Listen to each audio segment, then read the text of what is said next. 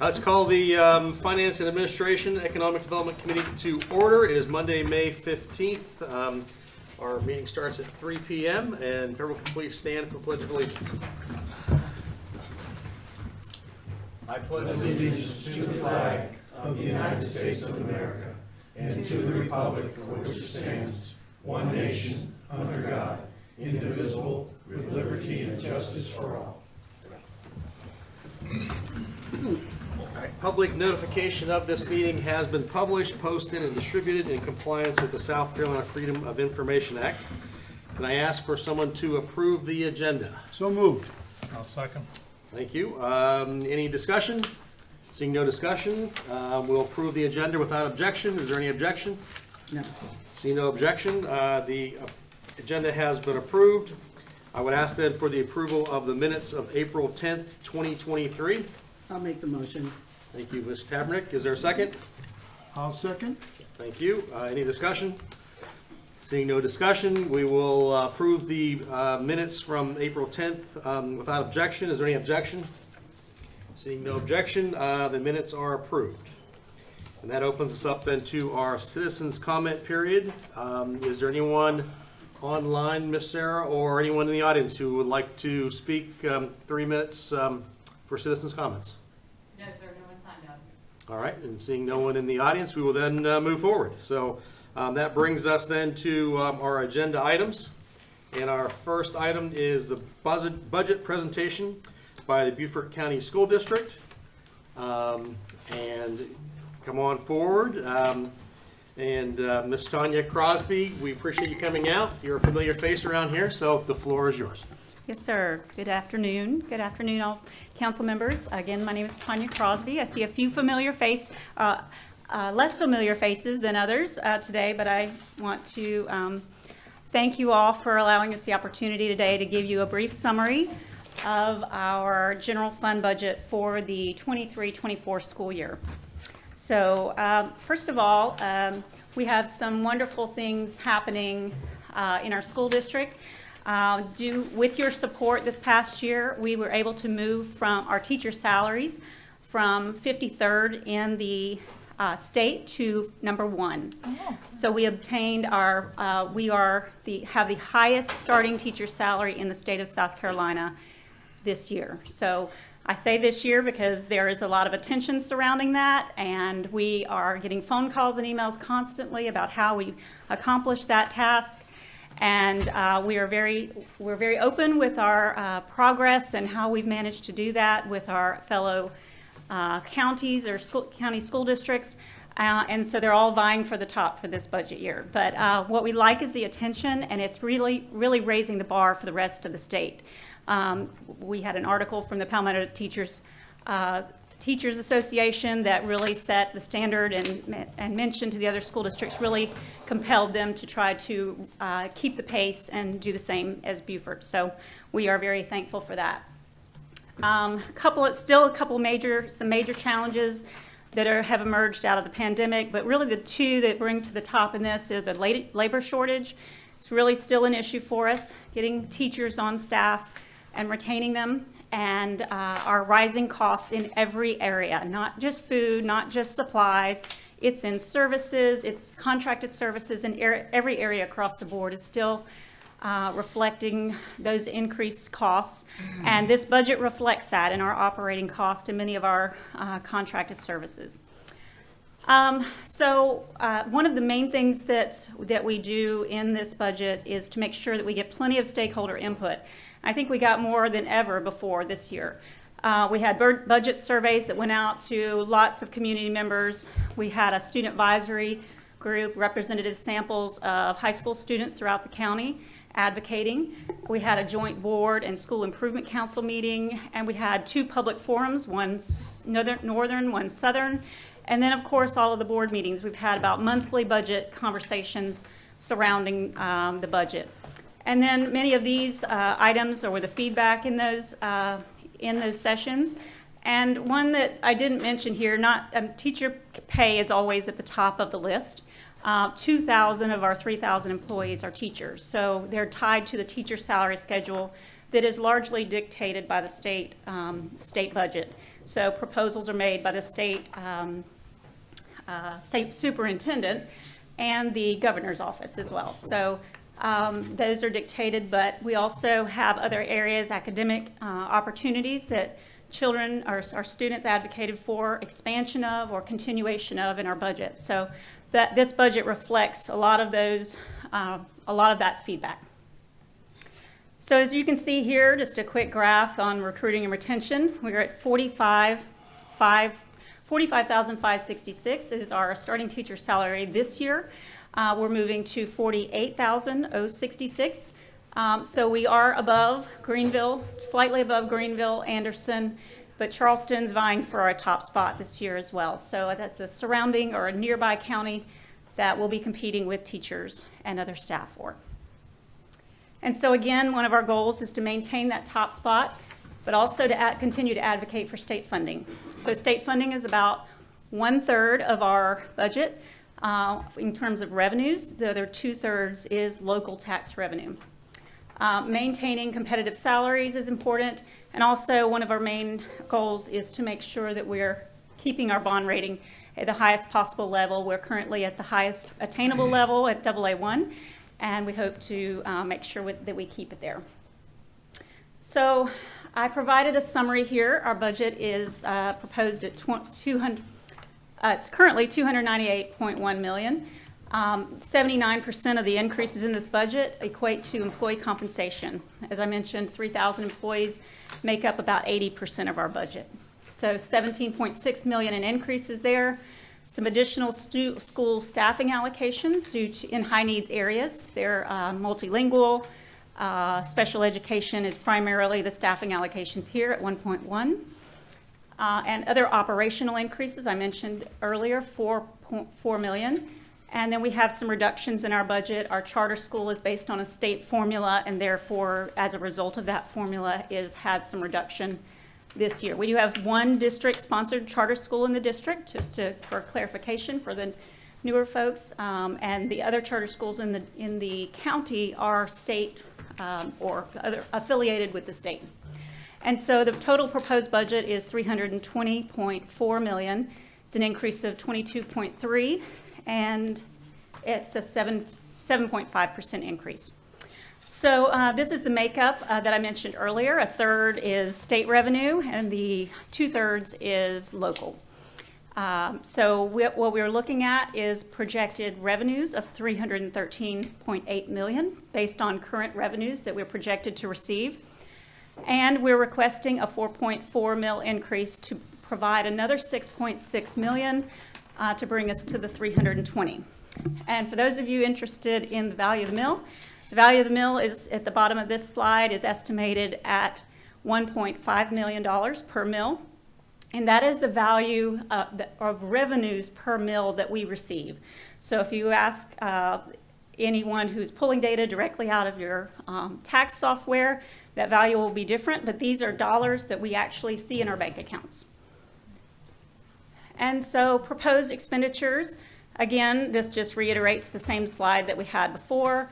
Subtotal of increases at $320 million. Again, 79% of the budget increases are compensation.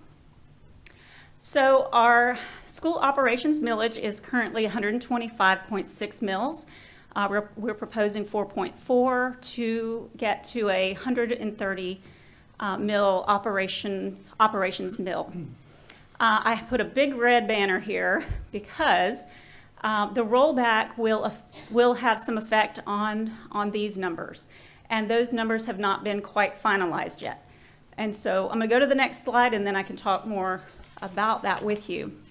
I wanted to make sure that you saw what's available under state law currently based on the current millage situation, but this again will change when the rollback is calculated. So pre-rollback, our current millage is 125.6. The CPI for both the county and for the school district is 8%, our consumer price index, based on the information from the South Carolina Revenue and Fiscal Affairs Office. And growth for the school district is 2.61%. The county's growth was different this year, 2.28, I believe. So why the two are different, I'm not sure, but I did take a look at that. And so our total percentage of mill growth is available is 10.61% based on the current millage. So that when calculating that 10.61 of 125, we get 13.3 new mills. And we had leftover mills last year that were unused of 4.7. So technically, based on these calculations, we have 18 mills available, which would bring us to 143.6. Now, when these are calculated, based on, they could change as much as 1.5 mills. So relatively minimal change. That 18 mills could reduce to 17 or 16.5 or some. So we're requesting 4.4. What's available is 18, or worst case scenario, 16 mills, 16.5 mills. So obviously we're well under that state cap, and due to the high CPI growth. Of course, you, like us, have never seen CPI that large in the years that we've been doing budgets, and we don't expect them to be that large going forward. So we always like to discuss, make sure we are communicating the impact on the taxpayer. We could put a couple of scenarios in there. I'm reminded that we don't see many $250,000 homes any longer, so you can see scenario 2 has a $400,000 home. This would be a non-residential home or non-owner occupied. If a 4.4 mil effect at a 6% assessment ratio would be about $106 per year. There's also a $40,000 vehicle at a 6% ratio, which would be about another $10.56 per year. So that would be the impact on those values of homes. And again, school operations taxes are applicable only to non-owner occupied homes and businesses, and these rates don't apply to primary homeowners, as you all know. So, so our board is planning this tomorrow evening to certify this budget. We have had several discussions about almost monthly. As late as May 2nd was our last meeting, I believe. And so we are meeting tomorrow night to hopefully finalize the budget. And then we will go through begin our first of 3 readings with you all. So that's all. And I did provide a handout as well. So I have with your presentation, there were 2 documents today. The handouts were to provide more of the details of some of the increases and decreases in our budget. It provides a narrative explanation of what exactly we're doing and how it makes up the dollars that are provided in this budget. So there are a series, and then for those of you who really like to crunch the numbers, there's a couple of schedules in there. We also have a listing of all of our instructional programs and about a 3-year comparative analysis of the changes that are affected in this budget. So with that, I will be happy to take any comments or questions. I have a question. Mr. Yes, Ms. Deborah, go ahead. So I know we had this somewhere, but they didn't all get it. This was sort of at a glance, and I think this is very informative for everybody that don't want to crunch every number. Because what's important on this is the $3,000 increase for teachers includes $1,000 of that moving from the locality supplement, which maybe new members don't know, I don't know, plus a step increase to 27. And also funding for state mandated health care and retirement costs that we don't have a choice, we have to do it. But I think we had some of these for everybody to take a look at a glance. Do we not? It was in the agenda item summary, so. Oh, it's online, you have to see it online, yeah. But I thought this was very good. Okay. Very good. I'll follow glance. up to make sure, and if not, I'll make sure we send another email and get that. I forgot it was there, I was looking at it in print. Any Yeah. other questions for Ms. Crosby? Ms. Crosby, just to refresh my memory, I know this year your budget's at $320 million. This year it's This year's- 298. And then last year was 290, right? Is The that current correct? budget year that we're in is Right. 298, and what we're requesting for next year is 320. Okay. And what was the 3 previous years? 274 was the previous year. Okay, and then before that it was 253? 250 Yes. something. Okay, all right, just out of curiosity, just was curious to see how that had gone up each year. Yeah. And just so anyone online or here, people realize that The school board's budget is paid for by second homeowners and by commercial taxes that are levied. Act 388 dictates that from the state. That's a state mandated law that if you are a homeowner and you have the homestead exemption, you do not pay any school taxes. And people don't realize that. I run into people all the time in our public that complain about being a homeowner and taxes for schools, and they don't realize that as a homeowner, and if you have a homestead exemption, you do not pay any school taxes. It is the burden that's placed on to second homeowners and the commercial businesses. So we start talking about taxes going up associated with the school board, it is only for those entities that have the tax increase if things change. So again, that's not a question directed at you, it's just a statement that I didn't realize until I first came on council of how much of an impact that has on taxes for those individuals that we've got. Obviously, any other questions that we have? Anyone online? Yep. Oh, go ahead. Mr. Glover, ahead. No, there's no one online, so you're up, I Mr. have a Glover. question. Ms. Crosby, I appreciate the presentation. I'm going to receive this as information. So I appreciate the information. I just have one quick question. Your steps from 26 to 27, you going to cap that off at 28? Or are you going to leave it at 30? Well, we'll decide that when we get there. That's fine Our with me. goal we're in year 3 of increasing that step. So we were at 24 years, and our goal was to be able to provide, when we talk about step increases, we were having to say to teachers, everyone's getting a step increase. Every eligible teacher is getting a step increase. So that means that if you're at 25 years, you don't get one. So in order to remedy that, we were able to use, it costs about $200,000 a year to increase that step for teachers. So we felt like that was a very minimal cost to have a huge gain and huge benefit for our most veteran teachers. So we've embarked on, this will be the 3rd year to raise it. We raised from 24 to 25, 25 to 26 last year, and we're proposing to move to 27 this year. Our goal is at least to go to 28 years, which is the age of retirement, the eligible years of retirement. But I can't say that we'll stop there. There are districts that have 40 years of steps. So, but we are planning on going through at least 28 years. Okay.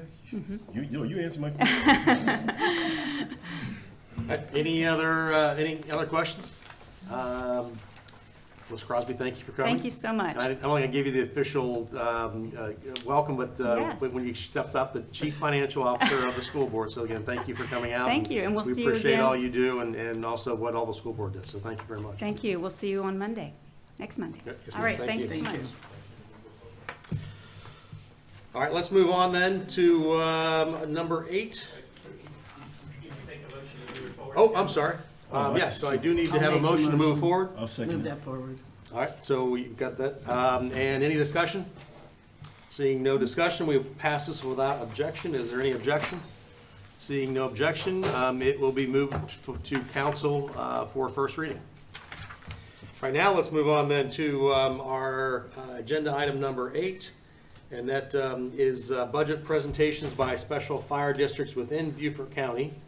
And I think we have Bluffton Township Fire District and Chief Paul Bulwer up first. And Chief, good to see you again. Thank you for coming out. Good to see you. Hello, everybody. Hello. Pleasure to be here today. The Bluffton Fire District brings its FY24 budget for approval. This has gone through months of work with our fire board, and they are on board with this.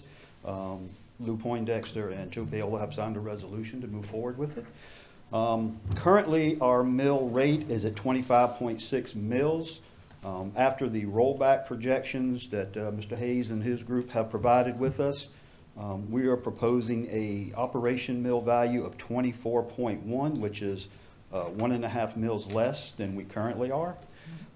With that new increased value, which is pretty significant, the district looks to bring in total revenues of $20,983,000 for operations.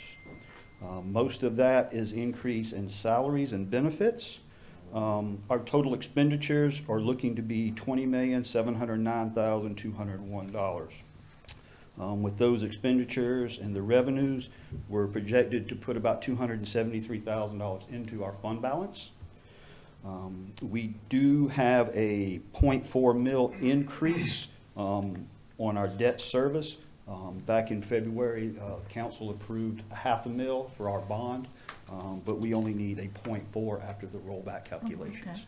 So our total overall mill savings to the citizens will be a 1.1 deficit in our mill rate. So we'll be able to increase our budget and provide a tax savings for the citizens. Right, thank you. Open for any questions. There may be Any some. questions for Chief Boulware? Wow, this is going to be an easy day for you and everybody else. I have Well, a my boss said question. keep it short and sweet, so. I have a question. Yes, but Ms. Dowd. It's not really related to this budget. Yes, Can ma'am. you tell me what's it cost to build a new fire station? Just throwing some number out there for me. 3 million. Oh, that's less than I thought.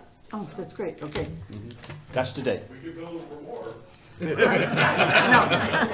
because because we're gonna look for money to build a new one. I know you just built two, so there's another one coming for Sun City. We are, council has approved and we've secured the land. So take me about 2 years of impact fee collection, because we are partnering with the county for fire EMS. So it'll take me about 2 years of collection for impact fee to help fund that project. And then you'll have to add staff in your budget. Correct, but looking at the values that's growing in Bluffton, if anybody's been to Bluffton lately and you look at the impact fees, it's, I mean, we can do it. I would actually look at a grant to staff that, a safer grant, Oh, to okay. help fund part of that for 3 years. Okay, so you'll have it built next year. No, I'm only kidding. I'll I'm hold only you to kidding. it. And that's just building costs, that's not land costs. You start taking 3 million, that's the There's no basic- land The cost. land is donated. It's Okay. $10, yeah. Yeah. Yeah, we will hopefully deal with this item as we do the budget issue. I'll explain it in more detail to you all and what your options are. Okay, All right. thank you, Chief. Any other questions for Chief Boulware? Seeing no questions, again, thank you, Paul. Thanks for coming, appreciate it. Thank you.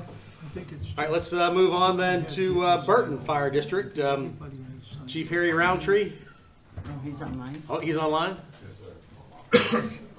Great, I am, thank you. great, Thank Chief, you. the floor is yours, we can hear you fine. Okay, great.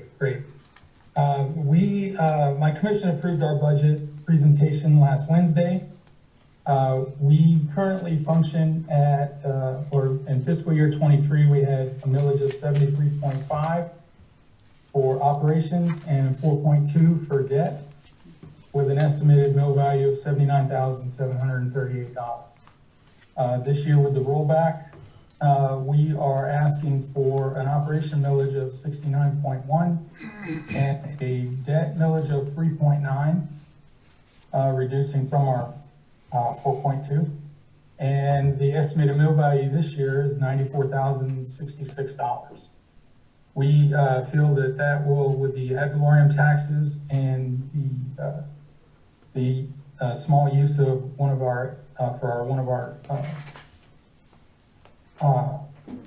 our debt service projects that we have, a small use of $200,000 for impact fees. We are estimating our total revenues at $6,707,526, which meets the total expenditures for our budget this year. The biggest impact that we have is that in 2015, the Burton Fire District increased the shift levels, the firefighters on shift. And then starting in fiscal year 19, due to COVID, we were forced to reduce the staffing levels on the fire department. So we are hoping this year to add 3 firefighters, which is 1 per shift, taking our total daytime staff to 17 from the 16 that we're at currently. The additional items or the additional increases are really based with COLA and the benefits that are associated with that. We saw a mandated increase at mid-year in our health insurance and a 1% overall increase in our retirement. And then we saw essentially the same increases that everybody is seeing in fuel and maintenance. We were successful in some of the programs that we started last year in reducing our workers' comp a total of 50,000, which was somewhat significant for us. And as far as capital items go, the Burton Fire District Commission contracted last year to purchase a new pumper that won't be built. It's only scheduled to be delivered 35 to 37 months from now. So it's our intention every fiscal year until the year the truck is due to put some funds on it, to put a down payment on it, essentially, that would lower the amount of the cost of financing it when the truck is finally due for delivery. And that truck will be replacing a truck that is, it'll end up being 16, 17 years old by the time the new truck is here. It's currently at 2010. Again, our total millage last year with ops and debt was 77.7. We're asking this year for a total of 73, which is a 4.7 decrease in our mills levy. Be glad to answer any questions you might have. Any questions for Chief Roundtree? So, I'm sorry. Chief, when you talk about that new pumper, you're saying Yes, it's ma'am. 3 to 4 years out. That's because of how long it takes to get it, because you'd like it sooner. Oh, I'd most definitely like it sooner, but the 3 years? manufacturers, they can only promise what they feel like they can deliver. It may still show up a few months sooner, Yeah. but with all the issues that they're having and the fact that they're selling as many as they are, that's the contract delivery date, 35 to 37 months. So if I wanted to replace the truck in 3 years, I almost have to start moving right away. All right, thank you. Yeah, go ahead. Yeah, Chief Roundtree, Yes, sir. I noticed that you have a very tight budget. And so is that purpose at this time to reduce your fund balance? That was, well, we'd always like to reduce if at all possible because we are currently, the values of our jurisdiction are not as great as some of the other fire departments that we run with, and that we also do have to fight, or not fight, but we are dealing with a lot of annexation from the city and the town that kind of eats into our tax base some. So essentially, we would like more, but we just felt that this was a good, responsible number to present to our citizens. Sure. Thank you, sir. Chief Roundtree, this is Councilman Dawson. Yes, sir. Your total tax rate of operations and debt service, you're coming in with a 4.0 mill increase. And I just want to applaud you for a budget that doesn't weigh heavily on the taxpayers of the Burton Fire District. Good job. 4 mil Thank you, sir. decrease. 4 mil. Decrease. Decrease, I'm sorry. What did I say, increase? Increase, yeah. And I do have that as Yeah. increase. Okay, good job. Thank you, sir. Great. Any other questions for Chief Roundtree? No. Thank you, Chief, for coming. Appreciate you coming to present. And both you and Mr. Bulwer are making it more difficult for every person that comes up here. So we appreciate decreases anytime we can get them. So thank you for all you do. Next up, we have Mr. Chief Shane Comparetto, and he is from the Defusky Island Fire District. Chief Comparetto, thank you for being here today. We appreciate making the trip over. Thank you, Mr. Chairman. Thank you, guys. I don't have the mill value like these other guys have, so. But our value this year looked good for us, good for Defusky. It went up substantial for us. So the rollback got us to 58.8, and we're asking for 61.2. It's an increase of 2.4 mils of the rollback millage. That millage will give us, we had 66 mils last year, so that's a drop in millage and give some taxes back to our residents. We are looking at collecting $1,445,000 for total revenue. Our salaries include a 3% COLA and some step increases. Our health insurance went up and costs associated with that. Our purchase services, they're going up. There's inflation costs and there's DeFusky inflation cost. And everything's a different percentage for DeFusky, it seems. But our fund balance is healthy. We're looking at 36% of our fund balance. So we have a nice little reserve nest egg, and we're not asking for any debt at this time. Any questions? Okay, great. Any questions for Chief Comparetto? Are Very these straightforward. part-time firefighters or full-time? We're all full-time. Okay. Full-time with a complement of volunteers that live on the island. That Gotcha. we got certified, so it's awesome. Good, okay. So, thank you, guys. Thank you. Thank you, Chief, for coming. We appreciate you coming over here. All right, next up, Chief, how many fire stations do you have on DeFusky? We have one fully manned, then we have a barn that we hold a couple apparatus in. So it's one staff and one full building that holds a couple spare apparatus. Gotcha. Okay, thank you. good. Again, next up, we have Lady Allen St. Helena Fire District Chief, Chief Bruce Klein. Mr. Klein, thank you for coming. Yes, sir. Good afternoon, council. Good afternoon. As he stated, Bruce Klein, Fire Chief of Ladies Island St. Helena Fire District. Last year's mill rate, and if you're looking at the form, we'll talk about the two columns on the right. Last year's mill rate for us, for operations, was 43.7. Rollback mill rate came in at 38.7. Our request for operations mill rate for this year is 39.2, which is a 0.5 above the rollback calculation. With growth in CPI, you've heard that already today, 10.28. I would love to see that in future years, but I'm sure we won't. That allowed us to go to 42.6. We are not asking for that. We're asking for 0.5 to be at 39.2 for operations. Our value has increased from 163 to 192.73. 39.2 times our value gives us our ad valorem taxes at $7,458,701.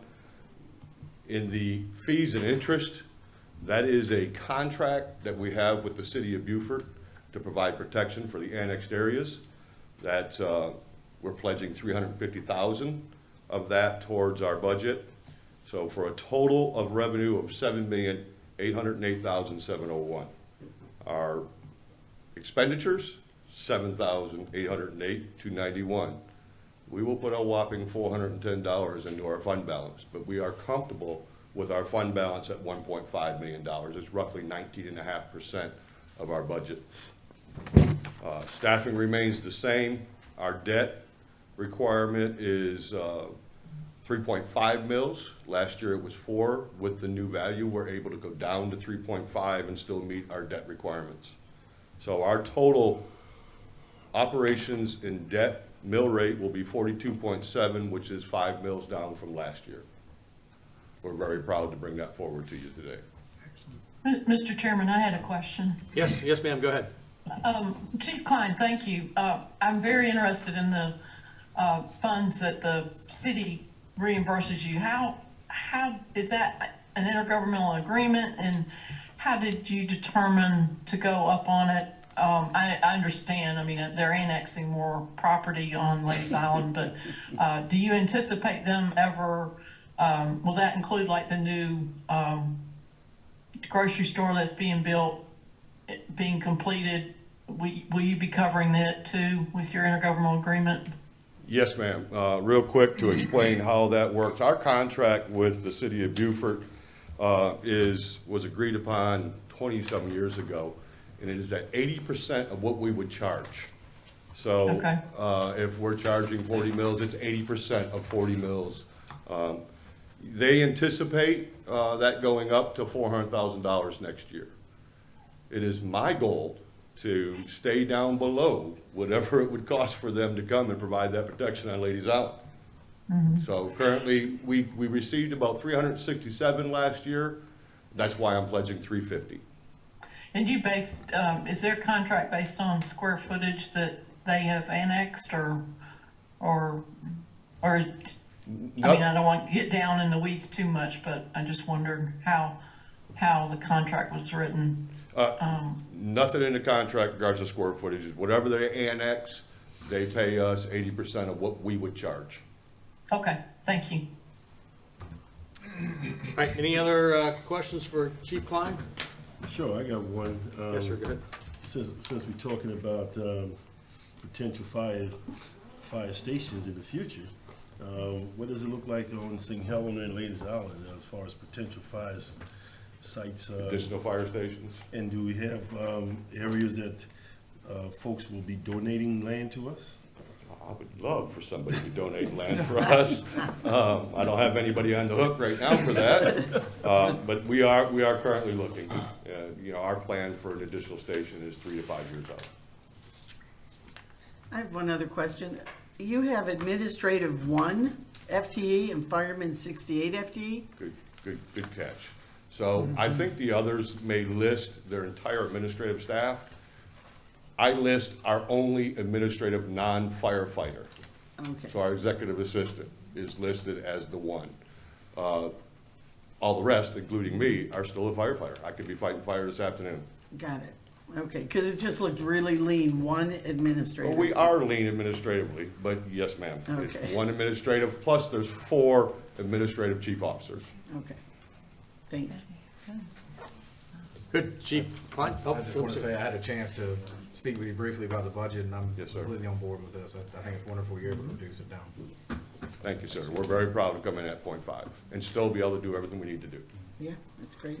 Great. So, Chief, on Ladies Island, so is your response time sufficient to serve all the residents? I mean, one of the reasons Bluffton's putting one in Sun City is because of response time. Yes, ma'am. So I think this goes to Mr. Glover's question. Is your response time adequate or? Yes, ma'am. We have, well, it's adequate. It's not as quick as I would like. And we have some areas that have a long response time. But in your analysis of a firehouse, it's not just about response time, it's call volume. Correct. Yeah. Okay, thank you. Yes, ma'am. Great. I just want to make a compliment to Chief. Last year, there was a major fire on St. Helena, and the chief responded and found some de facto in the fire hydrants. But and all that was because of Beaufort Jasper Water Authority, not the chief. He was looking for water, he couldn't find it at that hydrant, particular hydrant. But since that time, it was a major PR on the chief's part to go out and check every fire hydrant right now, just for maintenance, making sure that the valves can open, etc., greasing them, etc. And it's really been a good PR for the community, because the community sees you and they appreciate what you're doing. Thank you, So sir. I just want to thank you for that. Great. Chief Klein, thank you for coming. Thank you, sir. All right, next up, we have the Sheldon Fire District, and that's Chief Buddy Jones, and he's online. Mr. Jones? Good can you- afternoon, good afternoon, Council, and Yes, sir. Go ahead. We one can hear of, you. y'all hear me okay? Yes, we can hear you great. Our budget this year, total budget, is $1,765,470, with a debt service of $133,100. Last year's millage was 40.3, debt notice was 3.2, and we're dropping 2 mills decrease in our operations, and we're going from 3.20 to 2.90 in our debt. Our mill value last year was 41,009. This year it's 46,675. And if y'all have any questions, I'll answer them. But most of our increases are due to the other fire districts have. Health insurance, salaries, and we are doing a 3% COLA. Great. Any questions for Chief Jones? Good job, Chief. We don't have any growth out there, so you're managing pretty good. Thank you. Great. Thank you, Chief Jones. Appreciate you being here. And Mr. Williams, if you can come up, please. I just wanted to, we've heard so much about millage and rollback taxes, and if you can just give us a real quick education on what we're hearing and So we're in the reassessment year, and so the assessed values of all the property, real properties in Beaufort County are being reassessed. And on those years, we have to do what's called a rollback millage, which is, it's a easy calculation once you get all the numbers. You gotta get them from all over the place, including the auditor's office. But we've compiled those, we went over them with the fire districts. They've seen substantial increase, as Beaufort County did too, as you would see in our budget, of the assessed value for the next year, which has allowed them and us to lower back our mills. So, as we all know too, assessed values are constantly changing with sales and things that are changing hands constantly. So we're gonna be going back over the reassessed values and the rollback millage in the mills in the July, August timeframe before the tax bills go out, just to make certain that the numbers are locked down and that everybody's covered when they send out their tax bills. So, anyways, y'all have any questions? everyone get that? Everyone understand the rollback taxes? Good? Okay. Yep, Mr. Bassman. I would make a motion to have the fire district budgets approved and moved to county council. I'll second. All right. I'll second. Mr. Dawson has a second. Is there any discussion? Seeing no discussion, we will pass this without objection. Is there any objection? No objection. It has been approved and moved to county council for first reading. All right, and then, so let's then move on. And next up, So our chiefs can all go, right? yes, they can. They can stay around if they want to. No. Oh, you're welcome to stay. Yeah. Yeah, It's good to have somebody in the audience. yeah.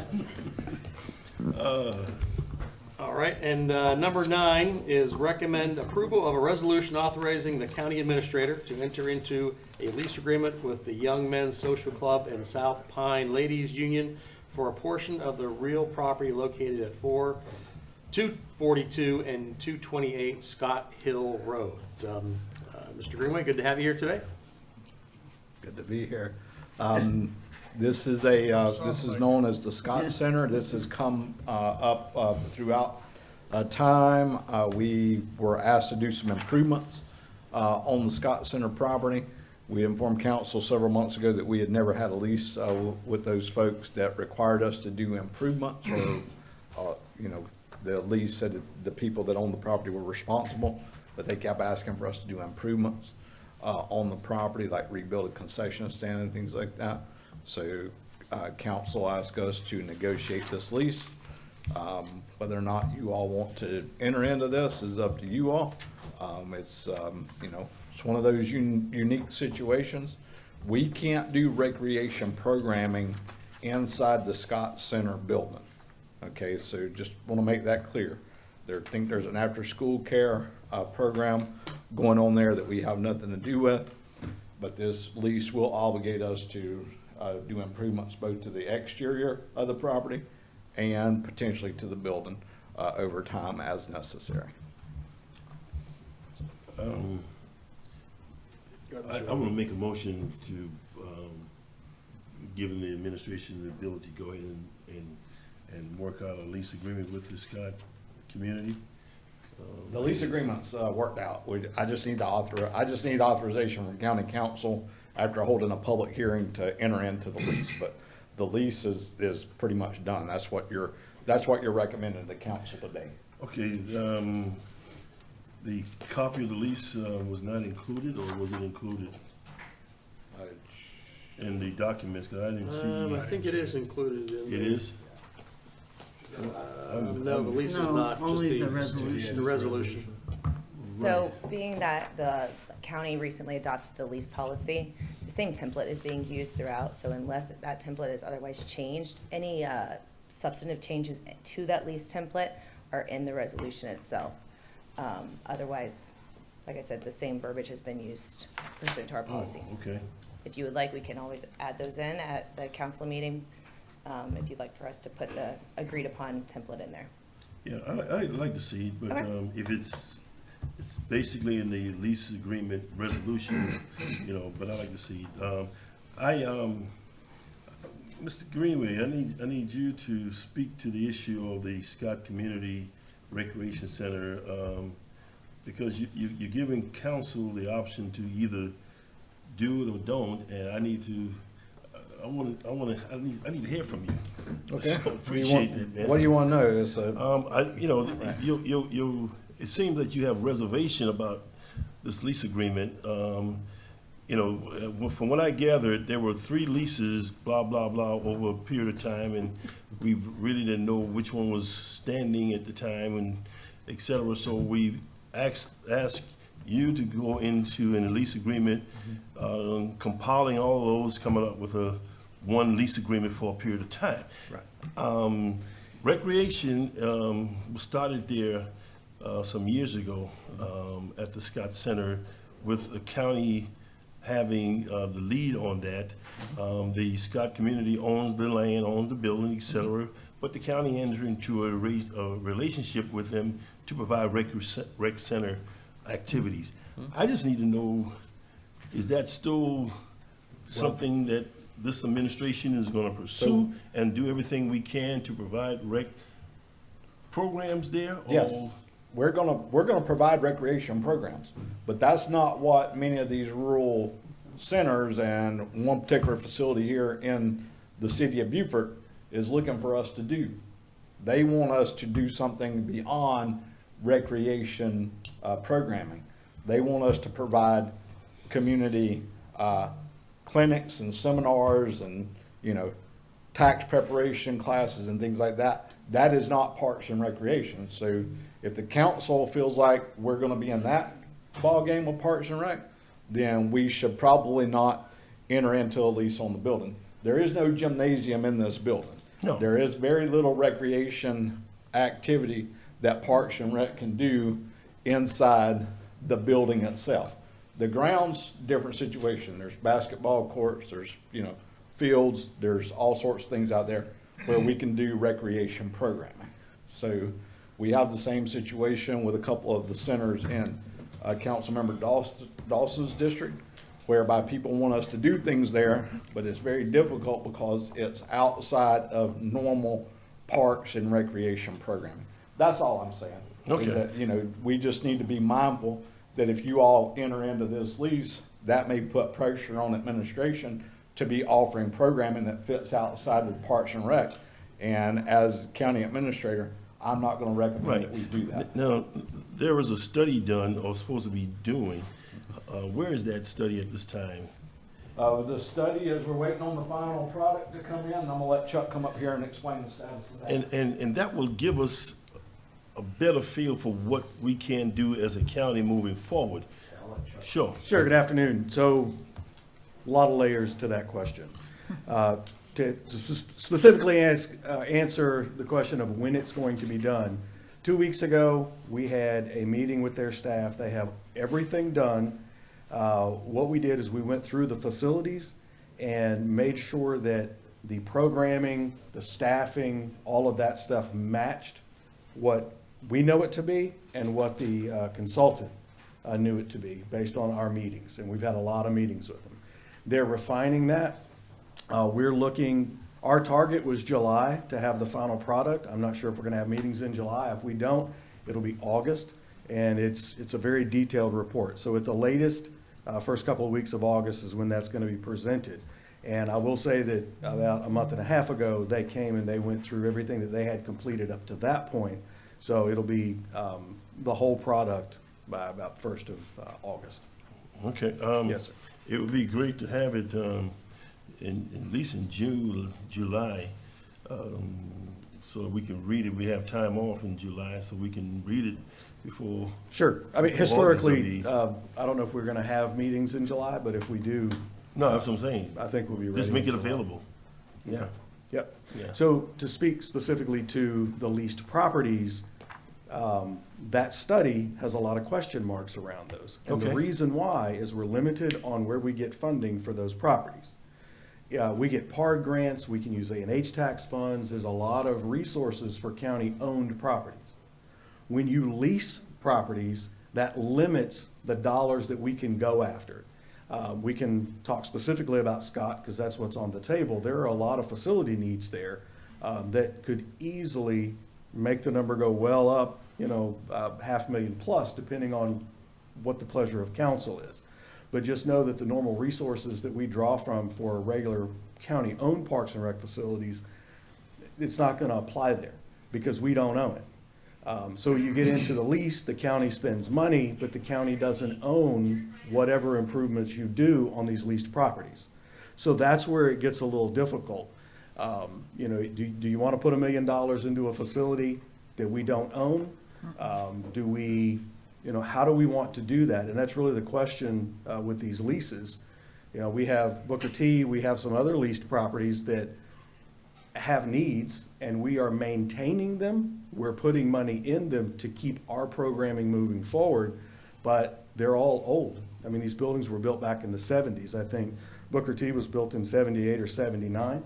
I think Scott Center was built around that same time. You have fencing issues, ball field issues, lighting issues, the concession stand issue. There's been a request for an additional outdoor set of bathrooms. So that's really what we're weighing with these leases is that the direction we want to go in? Is that how we want to spend county resources, knowing that we don't really own it, we lease it, we're providing it, but it's temporary, and then who owns it when the lease ends? So that's, I hope that answers your question. Yeah, I understand your question. I just wanted to know where the future is, particularly in the Scott community. And I think once we get that study done to see exactly what is laid out, what could be done or what is recommended to be done, we can move from there. Yes, Okay. sir. Okay. All right, I have a question. Obviously, we want to provide recreation things to the Scott community, but do we know how much, we've signed the lease now, which then makes us responsible for this building. Do we know how much we're going to need to spend to bring it up? And I think if I heard Mr. Greenway speak, that we can't use the inside of this building for recreational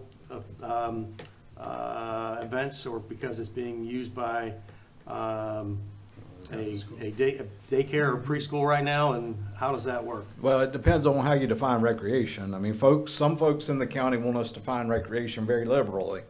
If you're looking at what we typically do inside of buildings, parks and rec facilities, it's, fitness classes, it's basketball, it's, lifting weights, walking on a treadmill, things like that. This building, it would be very difficult to accommodate what we consider as recreation programming carried out by PALs or Parks and Rec. So the whole facility, though, there's fields there that we can use as part of our lease? There are fields. Yes. Yes. Yeah, there's fields. There's outside, there's fields, and there's plenty of recreation opportunities outside. I'm talking about the inside of the building. Okay. Because I'm of the talking about size, building right? itself. Because it's small. Because of the size, I mean, there's no gymnasium, there's, it's just a community building. And if we want to maintain the building for community activities, for people to use, for birthday parties and things like that, I have no problem with council electing to do that. I just want council to understand the limitations of the building and be on record as stating that just because we're entering into this lease on the building doesn't mean that the county is going to actually be able to do any type of programming in that building that does not fit to the general parks and recreation footprint or motive. We can't get in the business of, offering tax classes and stuff like that through parks and recreation. If somebody wants to partner with us and come in there and do it, we'll be glad to let them do that. But parks and recreation is not in the community education business. Right, I understand that. I mean, there are a lot of agencies that are providing taxes at the library on St. Helens. So, I mean, but we are providing the senior citizen program there. Yeah, and so there's some things that can be done. We wait for the study to come out, and then we can go from there. So do we know what the capital improvements are going to cost us? And is obviously the question then financially comes, is this the best long-term thing for us? Is there another opportunity in that community to do something else? I mean, obviously we don't own the property. I mean, there's It's always better if we own it. There's always opportunities to do something else, but I mean, I don't know what the long-term capital request would be. I have and I'm not gonna, speculate as to what that would be at this point. We do need to resolve the issue because there is a concession stand there that needs to be rebuilt on the property, at least on the outside. So we do need to have a lease on that so we can do those improvements for the concession stand. As far as the building itself, then, I think we've done some maintenance and improvements on the building itself. But you all asked us to do this lease, and I just want to make sure that the record's clear as to what you all are entering into and what we're doing here so that you all can make a clear decision. Mr. Yeah, Chairman, Mr. Passman, good. based upon what I've heard, a study is yet to be completed. Why would we enter into a lease right now if the study hasn't been completed yet that would tell us maybe there's something else we should be doing? So I don't think that you have to. I mean, Eric, you correct me if I'm wrong, if that timeline is that short. I don't think that we have to do that. But just know that the study, when we get into it, is looking at county-owned facilities. And when you look at these leased properties, they're included in the overall access for the general public, not in the inventory of county-owned facilities for needs. So they are gonna be called out, but they're viewed a little differently. Because they are leased properties, but the general consensus of how many ball fields, what's available to the public, like that will be included in the study. So, And of course, there are on the outside, facilities or opportunities, baseball, tennis. Yeah. Basketball. The basketball court and stuff, and so on the outside, so, those are activities that are happening on a regular basis. As far as programming, that's a whole different story, and we can look for the study to tell us what can be or should be, or what opportunity we have. And I want to look at it as an opportunity we have at that area and stuff, because it's in a major area of St. Helena, and the county has invested in there over the years. Yeah. sure. I think the essence, the timeliness really comes down to the questions that are being asked of staff, the dollar amounts that are being requested spent there. That's what's sort of driving this, the timeliness of this, is staff does not want to go out and invest $500,000+ in something that we don't own, that has a lease that's expiring. Right. Especially when the I think lease that we that's- currently has says that any improvements that are built on the property become the ownership of the current owner of the property when the lease expires. Right. So I think that's sort of, it's a two-edged sword. So, Right. I think that's the struggle we're going to have Yes, as a county, yes, sir. yeah. is just what you are saying. And the study has been long overdue. But as soon as we get this, I hate to inject anything until the study is completed and we can talk about it and then go from there. But, that study has been long overdue. When does the current lease expire? Probably It expired, didn't it? Yeah, it's already expired. It's Yeah. over. Very It's recent. expired. We had that conversation. Yeah. So there are multiple leases. There's, I think, a 1 acre piece where the community center sits. There's a multi-acre, I won't say a 3 or 4 acre tract that's behind that. And then there's a ball field that's across the street, and there are 3 separate leases with about the same timeline. But we're in, this year, I believe, is when they expired, not long ago. And we've been actively working through this. But you've combined all of that into one now. No? Yes, there would be 2 different landlords that are 2 nonprofit groups Okay, that yeah. would encumber the property, both the building as well as the fields. But the timetable will be combined, is It the is, same? yes. Yeah, okay. And obviously, we don't have the lease, but you said it's the current county one, so what's the length of time for that lease, and what's the renewable dates, and how's that work? The lease being presented to you today would be for a 10-year period with a renewal every, or 5 times. So it would be a 50-year lease. So again, 10-year term, can be renewed 5 times, so there is a potential of it being a 50-year lease. Okay? So if I understand this right, so we're gonna be leasing this, taking on the maintenance responsibilities for this piece of property. As well as the utility cost. have we talked about purchasing it? They were Is not, that- I did ask and Okay. inquired, and they were not interested. No, they Neither, wouldn't want to. neither party were interested. And does this facility serve the purpose out there in your community? I mean, it served the purpose over the years. I mean, it has. think it's And worth been a continuing that very relationship? major investment of the county to provide some type of recreation. Years ago, baseball was king over there, but, you know, it's not there now. But that's programming, and that's up to recreation to start that up again. But we just, you know, we're waiting for the study to come out and then move forward from there. And I'm assuming that you have in the lease that any party can terminate the lease, you know, if blah, blah, blah, blah, right? Oh, you don't? That's- Well, that would be very one-sided if one party could just arbitrarily, Yeah, that's but there true. are reasons for termination, yes. Yeah. If ever Okay. deemed unnecessary or not necessary for the county for its purposes or intended purposes, yes. Yeah. My last question is, so we're essentially in a month-to-month lease at this point with them right now. Would they be okay, given a few short months for a study to come back for us to make a decision?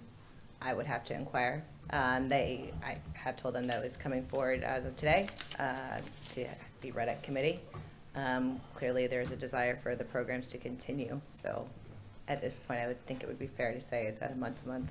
Yeah, there is no current lease, as far as I know, right? And no payments are being made in the current one or in the future. It's a nominal rate, Yeah. dollar a year. Yeah. So either way, there's not money going towards it other than upkeep, and any additional capital improvements to the property.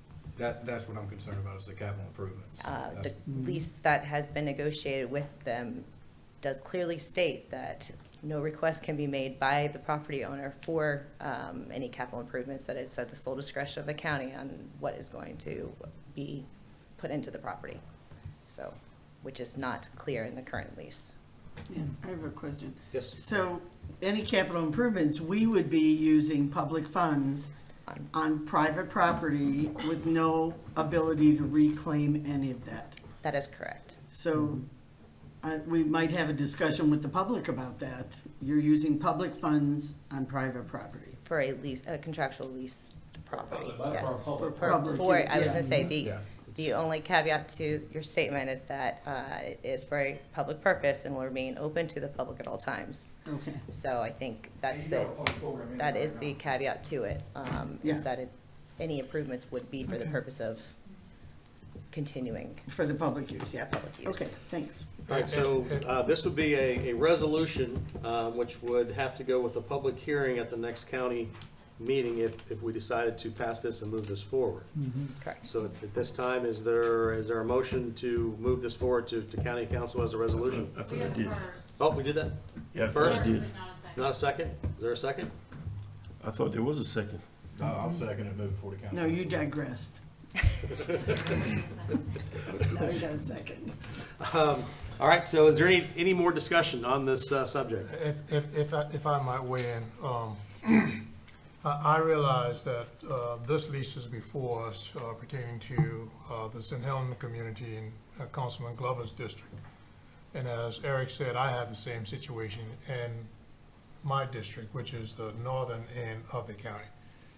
And what I would like, I'm sort of hoarse, so please forgive me.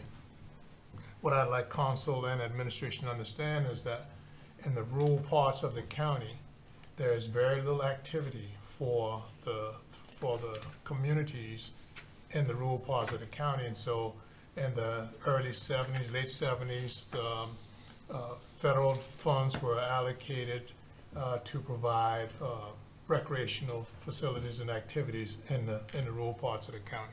And so that's how these community centers and ballparks and stuff came into existence. The county doesn't own it. But I would say to us, as council representatives, we are responsible for providing recreational activities to all of the citizens in Beaufort County. Now, I realize that we got a dilemma here with property that we don't own and it's being leased. So at some point, we need to have an open discussion as to us council and administration, where do we go with this? Where do we go with a permanent solution to providing recreational facilities and activity countywide. So that's a future discussion. Thank you. And I think that's coming out in the study, right, moving forward and stuff, so Mr. I've Greenway, been go ahead. patiently waiting for that study. You wanna I'm just answer here if you have more questions for me. I've said what I needed to, I said what I needed to say. So, I mean, I think what I'm hearing, and again, the paraphrase is we all here want to provide things to those areas. It's just whether it's better for us to own the property or whether it's a leased property with us putting in capital improvements is the route we want to go. But, sorry, so we have a motion and a second on the floor. Any more discussion on that? I'm going to see pass this without objection. Is there any objection? I'm going to object. All right, so one objection. You want to go ahead and take the roll on this, Sarah? Just one objection? Just one objection. Anyone else object at this time to move this forward to council as a resolution? So we have one objection. All the others are yays, and this will move to council as a resolution with a public hearing. All right, good. I think, Mr. Greenway, you up here again? Yep. All right. I can tell the way you were hanging out there that, so let's move on then to number 10 on our agenda. Recommend approval of resolution authorizing the county administrator to enter into a lease agreement with the Pat Conroy Literary Center Incorporated for the portion of the real property located at 1511 North Street. Mr. Greenway? So I'll try to do a little better job not being so clear at this particular case. This is the tree that you all were approached many months ago that is located in the what was commonly referred to as the Dowling parking lot, which are the parking lots that we purchased as a part of the federal courthouse renovations to provide parking for the sheriff's office.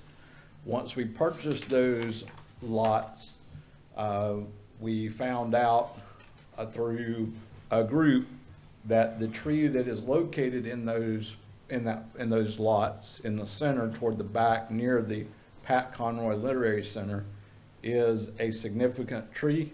It's called the witness tree, and that group approached the council about developing a pocket park around this tree.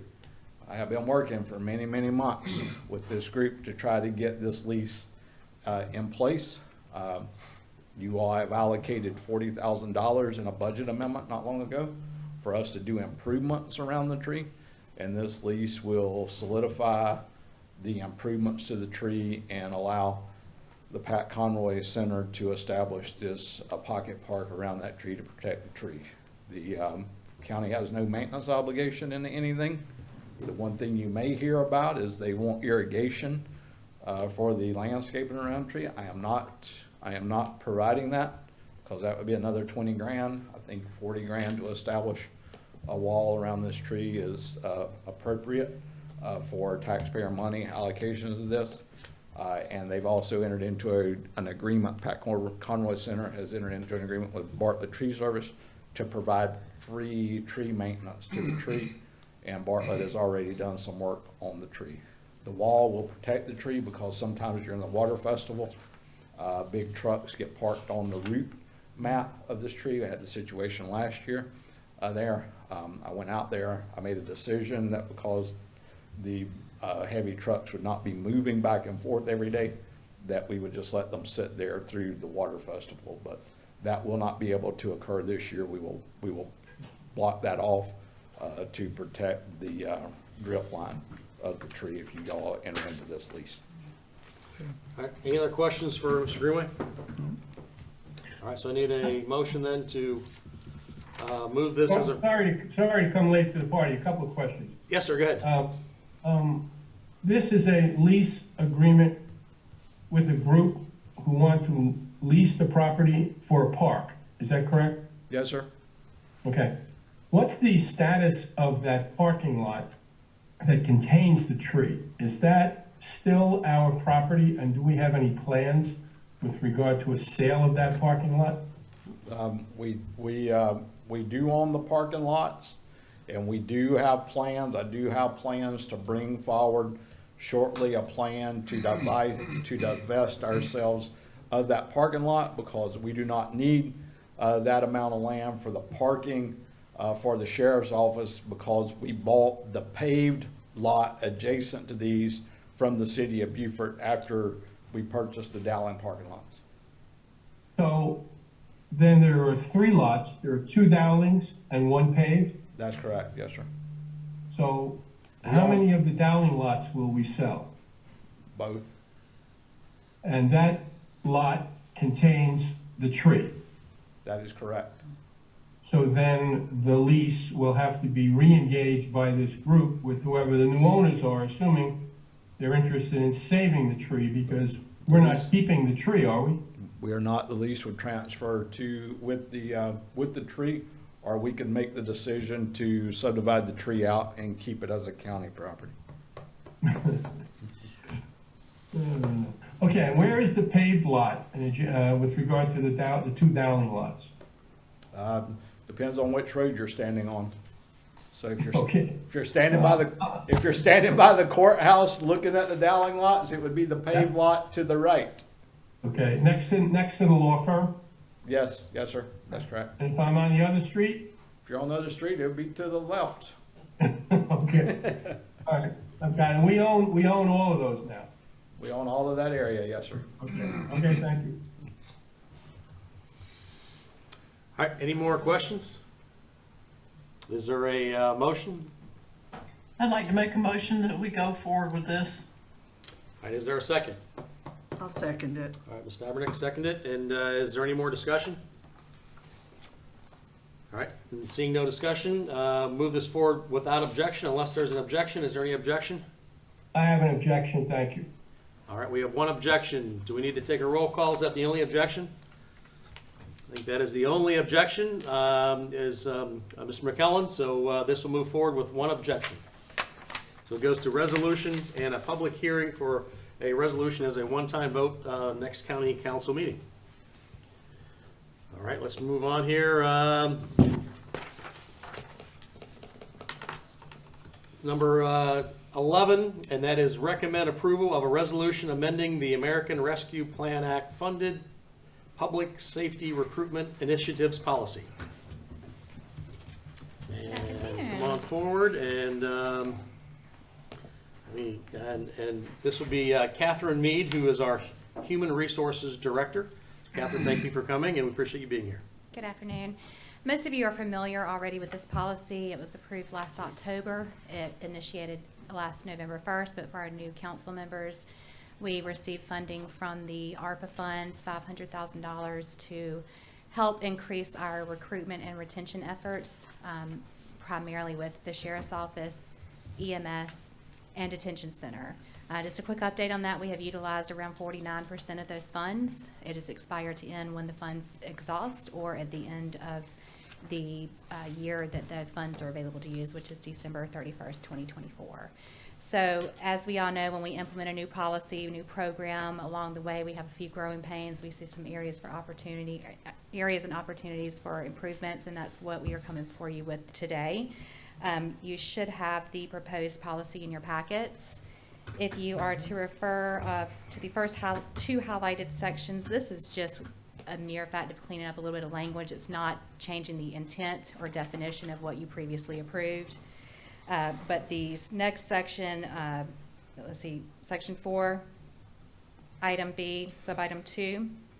This is also stating that this is referring to the relocation assistance program. So it initially had that you had to be 30 miles outside the Beaufort County, or excuse me, out of the radius of this address to be eligible for relocation.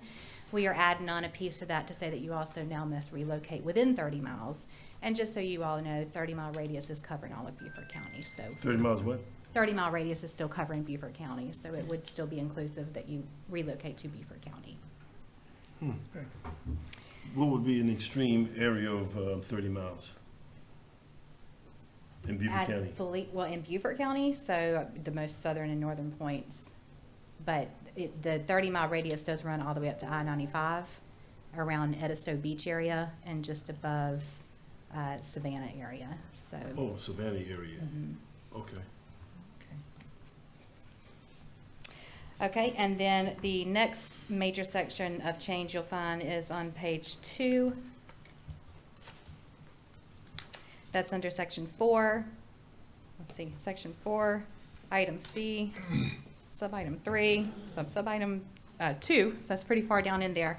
This is going to be inclusive of if employees voluntarily or involuntarily separate employment, they will be liable for a retro payment, and that's still in the terms of there's a 2-year agreement when they signed this. We would prorate how many months were left in that 24-month cycle and do the calculation of what they would pay back to the county of the funds that were provided to them.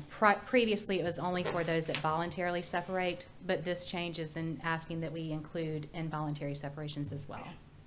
I have a question, Mr. Chairman. Yes, ma'am, go ahead. I mean, that's a good idea, but how are you gonna collect it if they've left involuntarily and they're not on our payroll? You can't collect it from their paycheck, so. That is a great question. So if they do still have a final payment, we do have another policy in place that we can recoup from final payment and wages. And we have had a situation where already we've had someone that did not cover the payment out of their final checks. So we have sent a letter, we set up a payment arrangement.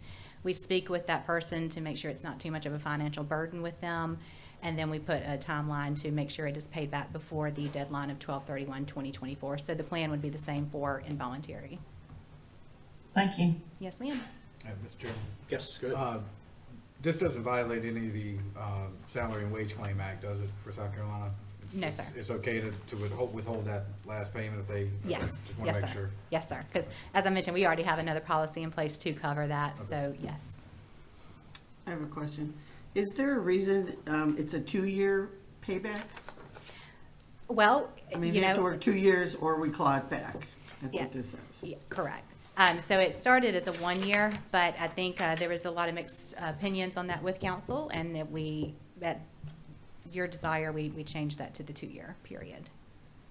Okay, I wasn't here for that. I mean, I could see they would have to pay back the relocation bonus, but as far as the hiring bonus, after a year, $2,500, that's just my opinion. I'd have made it 1 year, but if you all decided, that's fine. So, and it also is up to 5,000. So they get a first installment of 2,500 at their initial date of hire, and then once they've completed a 6-month probationary period, they get a second installment of 25, an additional 25. So they get up to $5,000 for their sign-on and an additional 2,500 for the relocation assistance.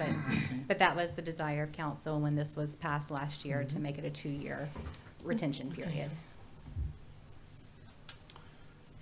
All right, any other questions that we have for Ms. Mead? Just one, current staff, the difference in starting off pay compared to longevity staff member is what? You mean Is what it- is our lowest, Yeah, bringing in for the lowest grade on our pay scale? Yeah. Is that what you're asking me? compared to what's currently being paid to current staff. I'm not sure I understand your question. Oh, okay, let me. I'm sorry. Let's say it this way here. If, bringing in a new employee in a position, is you're gonna pay X amount of dollars. That same position is already here with a current staff member. How far apart the difference in that salary? So And does a 5,000 take them over?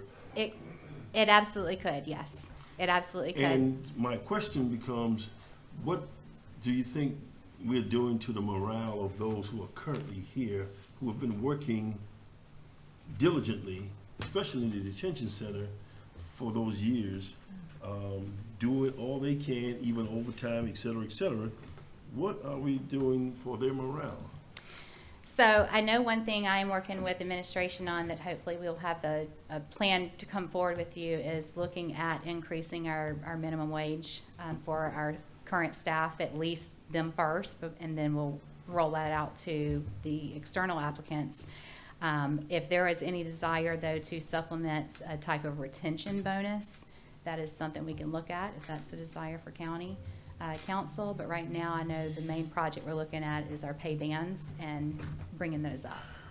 Yeah, you know, what I've heard from some staff members basically is that because of this, and there's no problem they have with it, it's just that they've also sacrificed a lot as well. And how are we trying to reward them for just hanging in there? Sure. Yeah. Sure, and I think that's also going to go into play to some other active discussions I know are being held with merit increases, longevity increases, and how we can incorporate that for our current staff.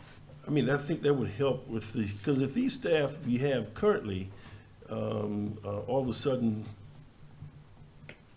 leave, I mean, we will be in a rough position in this county. So that's the concern I'm bringing forward. I'm hoping that you can at least entertain the thought of trying to do something for current employees who have really given their time and energy as well, and they're hung in there with us. Sure. Thank you. Yeah, thank you. I will work with administration on that. All right, any other questions before we move this forward? Is there a motion to approve this? I'll make the motion. All right, is there a second? All right, thank you. And again, this is to make as a resolution to move this forward to council. And is there any more discussion? Seeing no discussion, is there any objection to moving this as a resolution to council? Seeing no objection, thank you, Ms. Mead, for being here today. We appreciate that. All right, let's move on to item number 12, and this is recommend approval of motion to correct Scrivener errors in ordinance 2023 8. And Mr. Kevaney, I think you're going to be presenting us, so thank you for being here. Good afternoon. So, at long last, in March, County Council adopted an impact fee ordinance, an update to the impact fee ordinance that we actually started in 2017. It went through a number of iterations. Staff worked closely with municipalities to agree on certain tables for certain impact fees. Unfortunately, 3 of the tables that were adopted in March don't accurately reflect the agreement of the county and the municipalities. And so what we've done, excuse me, is provided you with updates to those 3 tables. One is for Parks and Recreation, north and south of the Broad.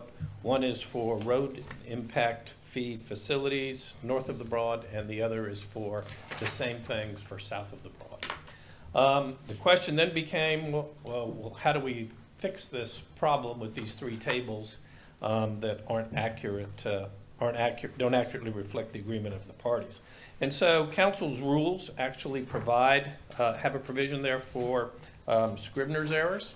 I think the language of the rule itself is unfortunate. It says Scrivener's errors may be made to an existing ordinance and approved minutes with a 2/3 vote of council. I think what it means is that the Scrivener's error may be corrected to an existing ordinance by a 2/3 vote. So what we're doing is using council's rules and procedures, which under state law it has the ability to adopt, and it did adopt, and we will ask council for a 2/3 vote to amend these 3 tables that are set forth there. Any questions? Any questions? No. No. Scrivener's error for Scrivener's error. All right. How Can I about have a that? motion then to move this forward? Move for approval. Second. Good. Any discussion? Seeing no discussion, we will move this forward without objection. Is there any objection? Seeing no objection, this has been approved. All right, let's move on to our agency boards, commissions, and appointments and reappointments. We have 4 appointments. Now, I also have on the agenda the discussion of appointments. You want to do that first instead of the appointments? So let's go ahead and move to our item number. Let me jump back here, make sure I get it correct.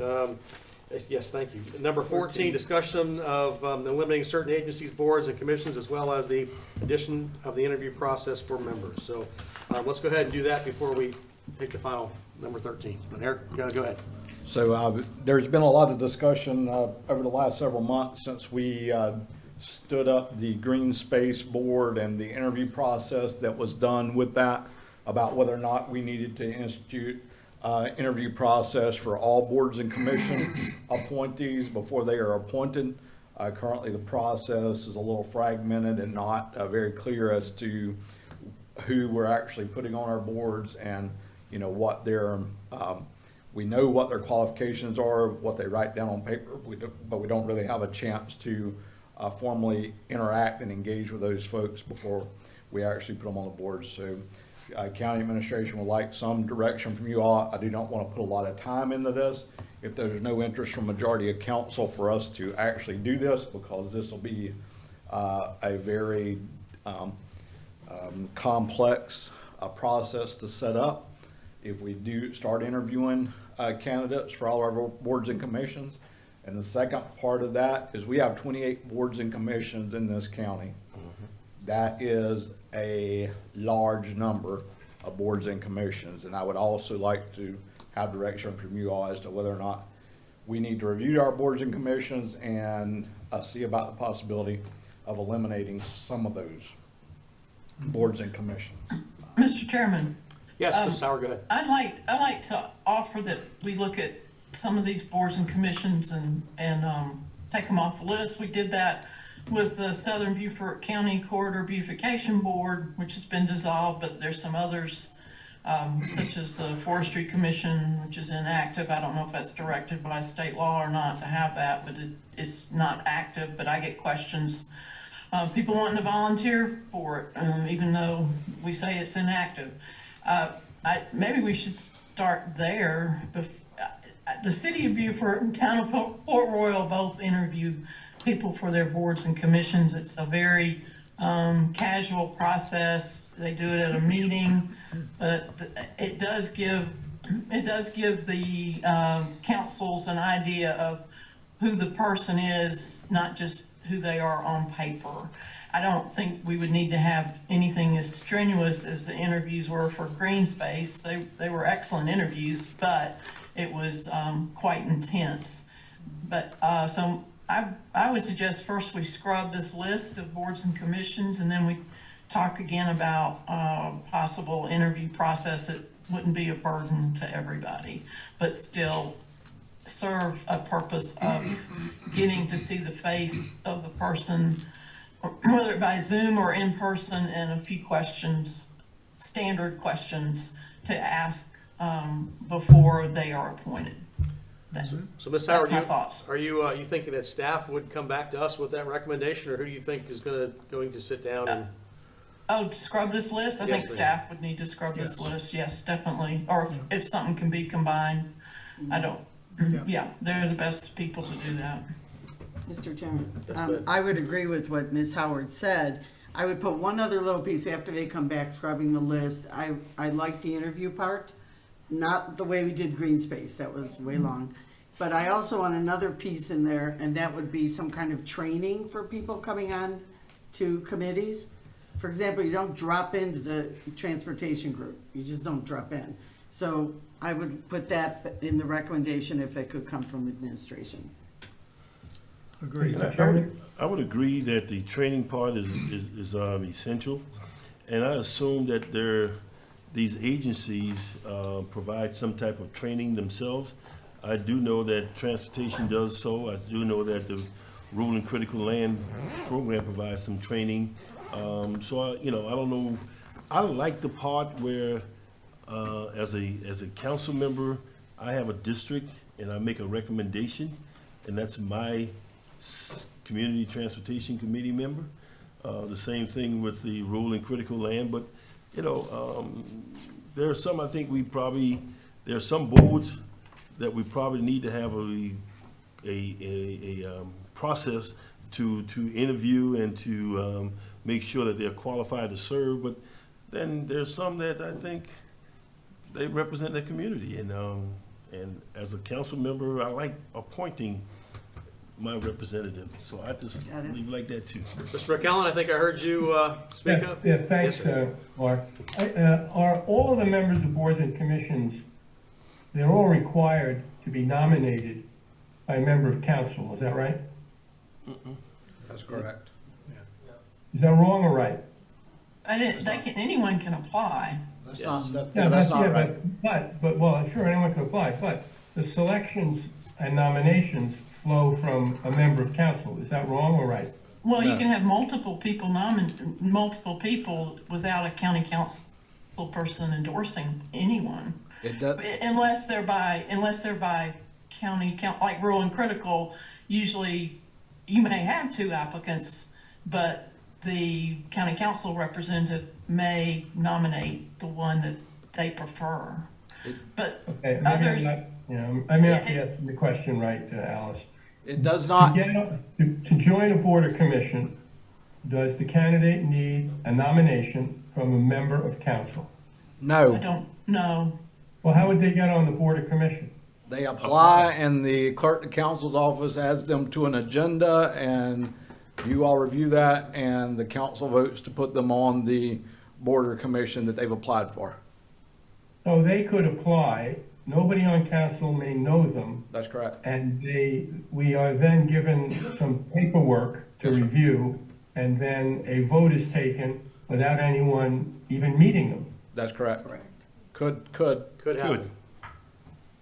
To Larry's point, I was under the impression that council has the liberty to appoint a representative for his district to serve on boards and commissions. Not all boards and commissions Right. are appointed by a district. Okay. Right, yeah, Right. there's certain specificity, there's liaisons to them. I think the process should be, administration is going to go and take a look at the 28 boards and commissions we currently have to see if some may be eliminated, some may be combined. Some have very specific rules and regulations. You cannot be on the airport's board unless you have certain qualifications. Right. There are others, boards and commissions, that require specific training and annual review and certifications. So this has been something that has been brewing for a long period of time. It is time for us to take a look at this in totality so that we are comfortable when we are actually appointing someone, they have thoroughly been vetted to be appropriate to that board and commission. That, I believe that's the essence of what is being asked of us. All right, so you need a recommendation from us then, or is it something that we need to vote on? I just need acclamation. I don't want to go spend a lot of time working on this and then bring it back and you all say, oh, we don't want to do that. Mr. Chairman, That's good. I know one thing, being new on here and seeing these names come up, it's been a lot of reappointments, which, I've done my research on most of them, at least that are in my district. I know I would like to see people coming in front of us that are up for nomination or approval or appointment or reappointment. I'd like to see them introduce themselves and just doesn't have to be long. I mean, if y'all want to vet the applicants and narrow it down and have them present, I think that'd be great. So on that list up there, you have a historic review board. They never meet. So we could let the historic review board responsibilities fall underneath the design review board. As long as this process doesn't take away the right for the council member to appoint a representative from his district to represent the district on a given board or commission. I don't have a problem. We won't recommend changing those boards and commissions that have district appointees, but not all boards and commissions have district appointees. Understood, understood. We understand. So, Mr. Greenway, quick question. How many people in total are on all these boards and commissions in a rough estimate? How many positions are there on, if you can?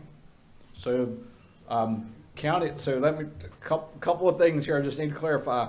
First of all, boards and commissions is not a county administration responsibility. It is a county council responsibility, and the clerk of council handles that. But we will help them set up the process, but they are telling me about 211 people. Okay, thank you. Boards and commissions. That's a lot of people. All right, Eric, I think you have the direction from us. We'd like to simplify the process and also then have more input on important selections as we do. So And we'll work on a training I think Mr. program. Glover was correct that some boards are are more important than other boards, not the ones, that what people do is very Well, similar. so. not more important, require more skills. Yes. How's that? How about that? Thank you. They require specific skills, such as being Yeah. an engineer or something. I appreciate y'all. Thank you for When all saving. of this, when all this work is done and undertaken, is it possible also to delineate where the, not authority, but direction for actions on the part of the board? What are they supposed to do, and how is that communicated to them? Does that come from county council or from the executive staff, or how do they get that information on how they're supposed to proceed and what their responsibilities are? We will recommend training opportunities for them as well as a part of our return study. So that somebody on council then is a liaison to all these boards and commissions. It's a standard. Should be. Someone is designated to be a liaison to all these boards and commissions, yes. Okay. All right, good. So you do have direction from us then? I do. Good. And then let's move on. Does that change anything that we have in our next appointment of agency boards and commission appointments and reappointments? I need for you all to consider holding the airport board's reappointment. Okay. I do not want to call out any names, but we need to do a little more look into that from an administration standpoint. Okay. So How many positions are we talking about there on the airport board that we're holding up? just one, I believe. All right. So number 13 on our agenda is agency boards, commissions, and appointments and reappointments. And we have 3 appointments coming up, and it's been recommended that we hold off on the airports board. Is there someone that would like to make that recommendation? I have an objection to that. If county council is the person doing this, and we're recommending, someone outside of county council is recommending we hold up, I'd like to know why, since it's our decision whether or not we appoint someone. I didn't think that the executive staff was involved in this. Well, I think that as what we just talked about, what you're going to find is that we need to get more involved. We might not have all the information that we need, is what I'm understanding. So we have, I mean, I don't mind elaborating on this. I was hesitant to do it in open session, but I don't mind elaborating on it. We have a potential issue with some compliance with airport regulations and protocols, and we also have an issue with potential professionalism as a result of this reappointment. That I need to look further into. How much time would you need to look into the board reassessment? Just a couple of weeks. Just a couple of weeks? Yes. I say we postpone this until maybe time specific. I mean, you all can recommend that it go to council if you want to with the appointments, and we Would will that give try you to, enough time? we will try to have it vetted. Just understand that we may be making a recommendation at the council meeting that one of these positions not go forward. All right. What's the wishes of the committee? So moving forward to council. Moving forward to council? All right, I'll so second that. first and a second. Any more discussion on that? All right, so we're going to go ahead and move all 4 of our recommendations for boards and commissions forward to county council for approval. Is there any objection to that? Seeing no objection, that has been moved forward, and I think that is our final item that we've got. They took longer than usual, but I think it was a good meeting, so again, thank you everyone for coming. We are, go ahead. Yeah, point of personal privilege, if you Yes, don't sir, go mind, ahead. sir. In our audience is Mr. Smith, Will Smith, who is Vice President of the Young Men's Social Club. And we just talked about that action. I don't know whether he has anything he wants to say about the Young Men's Social Club at this time as far as this lease agreement, but I know he came here also to represent the community on that. So if you don't mind, Mr. Chairman, I'd like to hear from him if he has anything he would want to say. Absolutely, go ahead, Mr. Smith.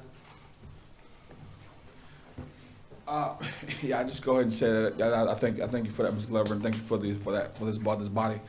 Yes, I am the vice president, and I would just say, Mr. Dawson made some great points as well as Mr. Glover today, in terms of moving it forward, and in terms of us being good stewards to the community, as into the whole district of Beaufort County, and not just in individual pockets of different areas that may be less fortunate than others.